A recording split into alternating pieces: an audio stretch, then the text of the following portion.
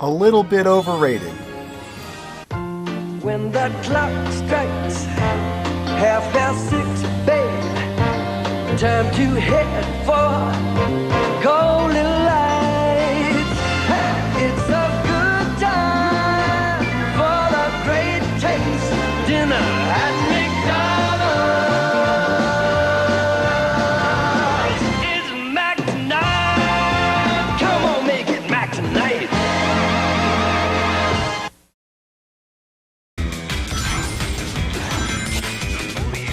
Sonic Colors came out in November 2010, and it was considered basically the first good Sonic game in a very long time.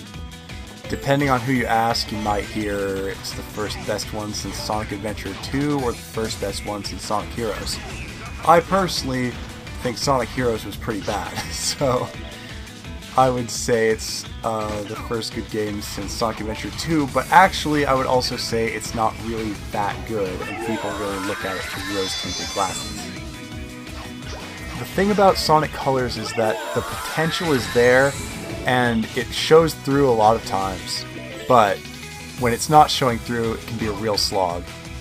There's various problems with the game, including many levels that are really way too short, many levels that are very tedious, and then there's levels where there's like too much to it, there's too much to explore, you don't really know where you're going or where everything is, and you have to use a guide to find all the red rings. Not that finding the red rings even really matters that much, because you're probably not going to play the extra modes. Seen here is a pretty good example. One thing that the game does is give you this drill power and then send you off through underground mazes where you'll never figure out where you're supposed to be going. It ultimately becomes slow and not fun, and that's kind of generally the biggest problem with this game.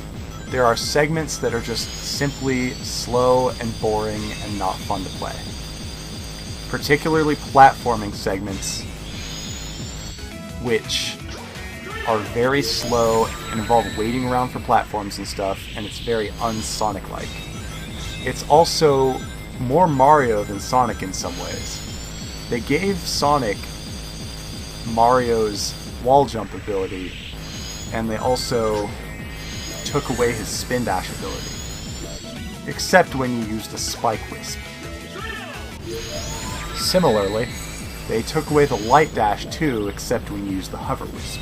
It's not too big of a deal, at least for the most part. What is a big deal is really boring and annoying platforming segments where you wait around, jump really carefully, fall to your death and die and have to start the level over or go to the last checkpoint with your score destroyed. Sonic games should be fast and fun at all times, and this game is fast and fun a lot of the time, but not all of the time. And when it's not, it can be a real pain.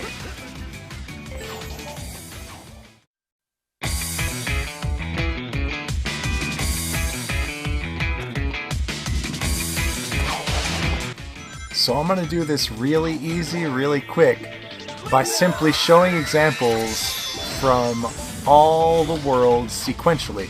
And right now we're on World 1, and here is a great example of a world that is much too short. Sorry, not a world, rather a level. The game in general, though, is much too short, so all the worlds are too short, you could say. There are only 6 of them. That's not counting the short final stage, which isn't really a world.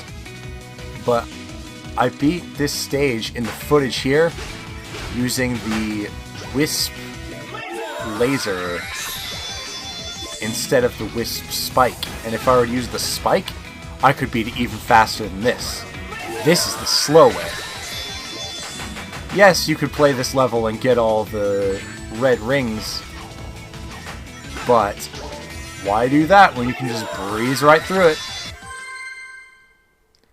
Doesn't make it not an interesting level, I guess, but it does make it too short of a level. If it takes less than a minute, which many stages in the game do, you've got a little bit of a problem there, pal.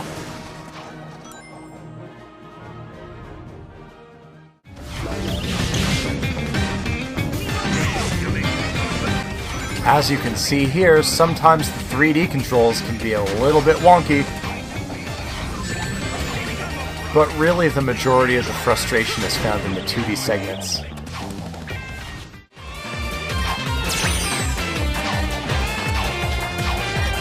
Ah yes, you might have noticed also that Sonic has a double jump out of nowhere.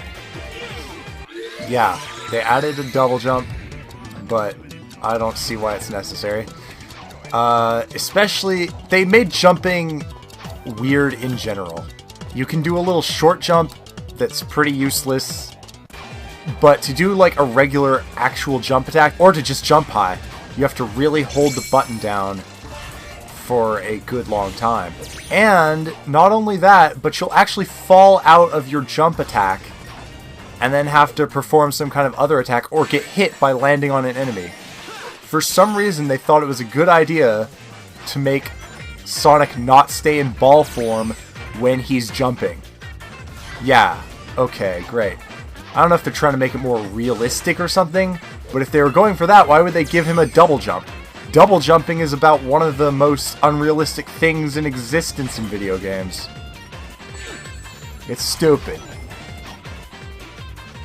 And you know what else is stupid? Slow, overly technical, boring, frustrating platforming segments like the one shown in this footage. Let's move on. So what inspired me to actually make this video about this old game is waking up on Saturday morning too early, thinking about this one song.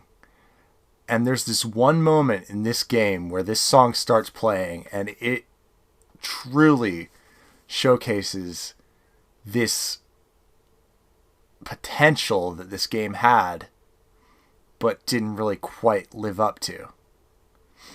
So I'm about to show you the best scene in the entire game. Enjoy.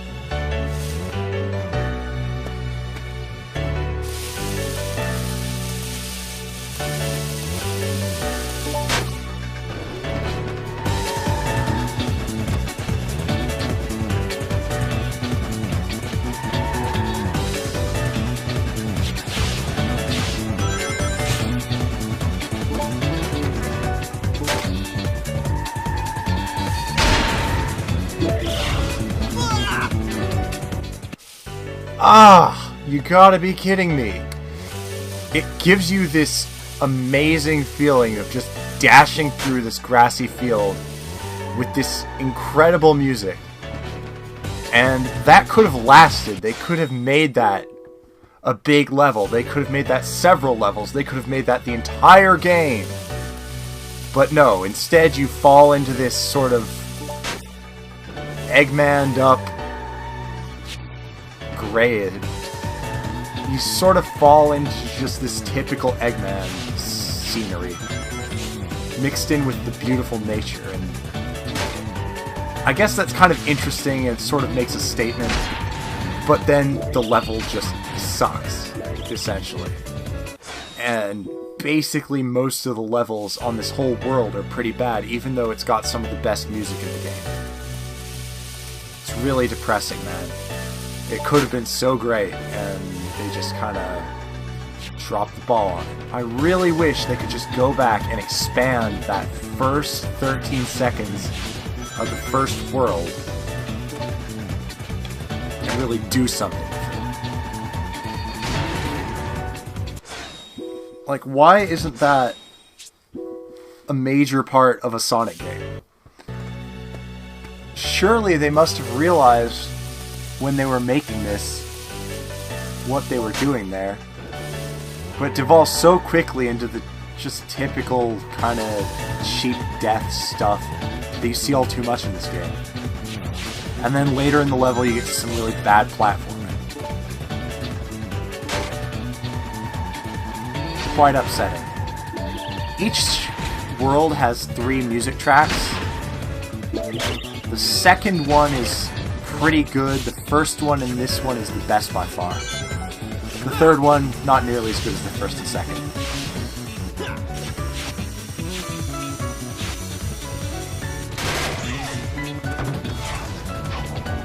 But yeah, you get to this bad, frustrating platforming, and then that's what you gotta deal with. It sucks.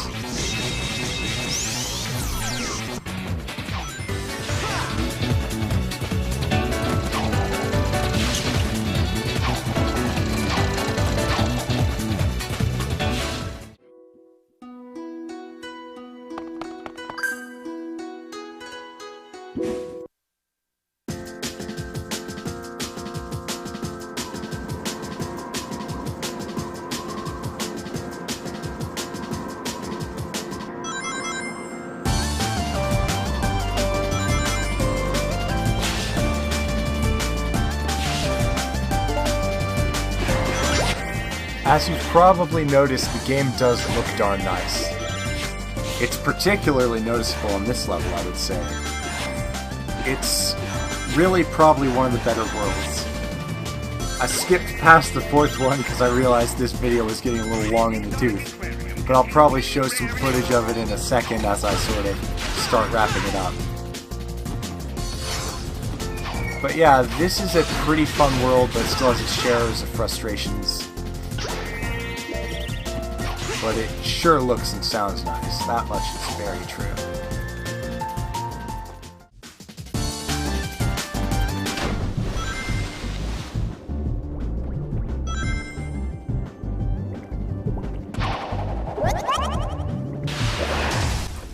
This world is also the only one with water in it. And actually, really gotta give credit where credit is due. Sonic has never been better in the water than he is in this game. They decided to make the double jump just reusable in water, which kind of actually makes sense. So when you're in water, you can double jump your way up to the top whenever, provided you've got enough air to get there. And they're also pretty generous with their air bubbles, so you know it's pretty good. It's handled fairly well, except for that stupid drill again. But anyway, good implementation, although you can just dash over the water in some of the levels and be done with it.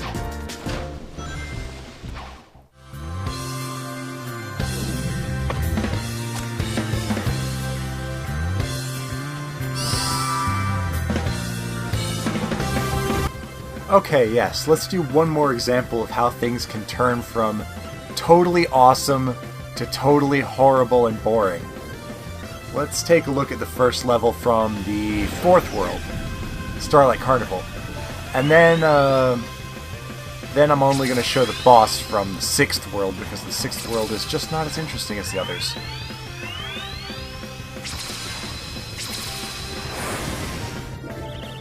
Alright, so notice how you're like running along this thing of light. It's totally awesome. You end by smashing up all these things. It's really cool. The camera's going crazy. You're having a great time. You don't know what's next. But then you do this. Uh-oh, it's 2D again. Ooh boy.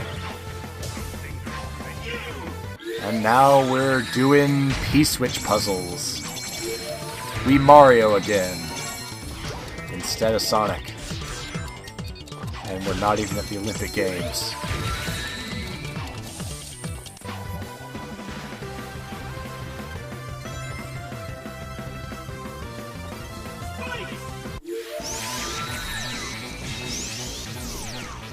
Yeah, that's not frustrating at all, right? Ugh. Now I'm going to show you how all the bosses are the freaking same boss.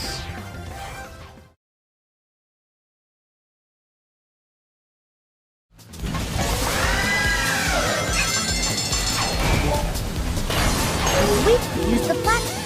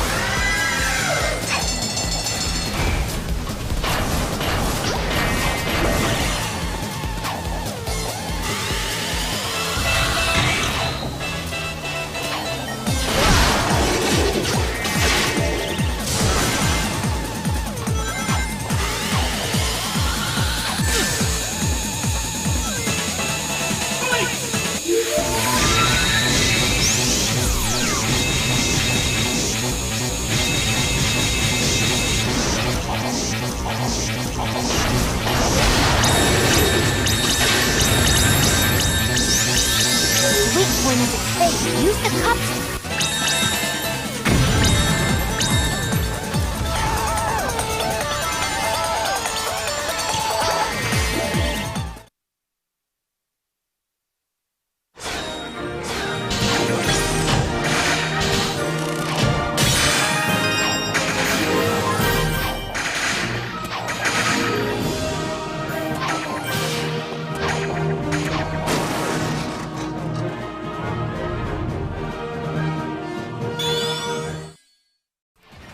Yes, essentially the boss formula is go in there, hit him one time normally, cheat with wisps, hit him again with wisps, kill him.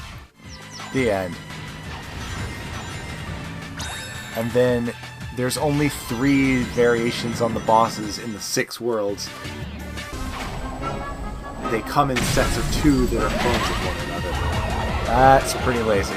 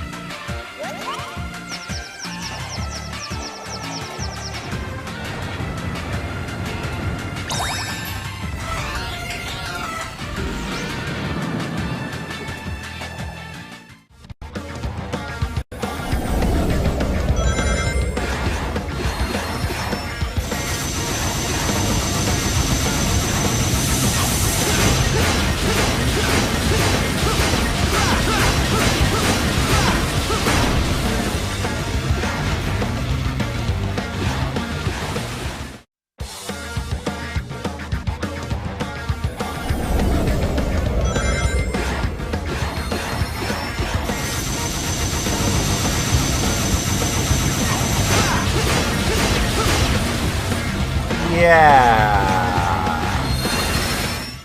Oh, and in case you were wondering, the story is god-awful. This was the game they decided that they were just going to dumb everything down and make it for little kids. I don't know why. But, yeah. This game is basically why we have crap like Sonic Lost Worlds in terms of storytelling. So this basically has almost like an 80 on Metacritic. It's 79, I think. And honestly, I think that's a little bit too high. I could maybe give it a 7 out of 10. It's pretty good, and it's a game that I actually finished, but part of that was just because it was so short. You can beat it in 3 or 4 hours, probably. It's a very short game, and remember that it was sold originally at full price. $50. Pretty expensive for a game you can beat in an afternoon. It's definitely an experience, though, so I gotta give it props for that. However, I think people praised it a little too much as kind of this great game when it's really just an acceptable game, and that's about the size of it. So thanks for watching. If you made it through all 20 minutes of this, you're a pretty cool dude, or dudette. Are any chicks watching? Hey, if you're a girl, leave a comment. If you like this, consider subscribing. I'll probably do more reviews if this gets views. And I also have a lot of other video game related content. Aside from that, remember, don't use adblock on YouTube, support your favorite creators, watch the 15-second commercials, click on your favorite creators' ads, and that about does it. Again, thanks for watching. If you made it to the end, you're my hero, and I hope you enjoyed.